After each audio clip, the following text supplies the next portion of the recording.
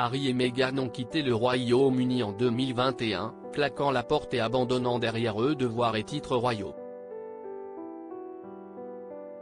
Un mégoï sonore qui a provoqué l'indignation chez les uns et le soulagement ou l'indifférence chez les autres.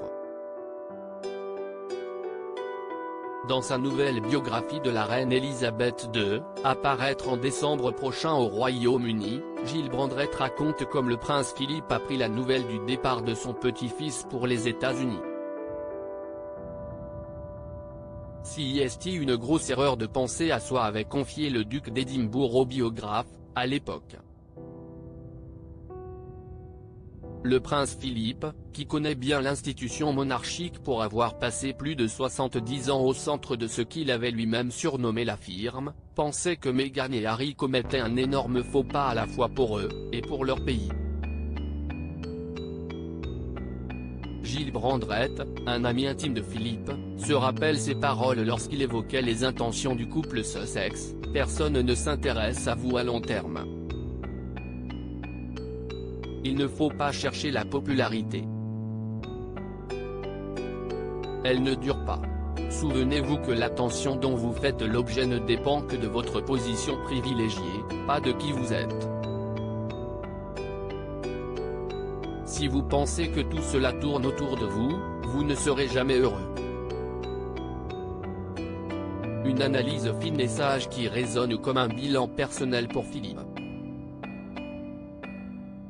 Une constatation modeste et terre à terre qu'il aurait voulu que Harry et Meghan fassent également, au lieu de penser qu'ils avaient droit d'exister par eux-mêmes sans représenter quoi que ce soit. Elisabeth II aimante mais inquiète pour son petit-fils. Si le prince Philippe a très mal pris le départ de son petit-fils et de sa femme, la reine d'Angleterre, malgré les règles strictes qu'elle a imposées pour le mégoï, s'est montrée plus souple à l'égard de Harry et de Meghan qu'elle appréciait particulièrement. La regrettée Elisabeth II a tout fait pour qu'elle se sente la bienvenue, selon les dires de Gill Brandrett.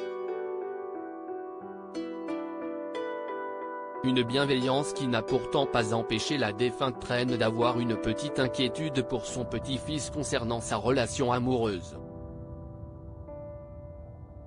La seule inquiétude que la reine a laissé échapper au début du mariage des Sussex a été de demander à un ami si Harry n'était pas peut-être un peu trop amoureux, a révélé le biographe dans son livre à paraître en décembre prochain.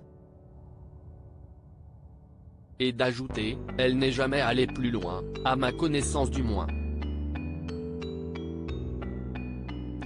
La vérité est que lorsque son petit-fils lui a dit qu'il allait épouser Meghan Markle, elle a été vraiment ravie de cette perspective. Crédit Photo, agence.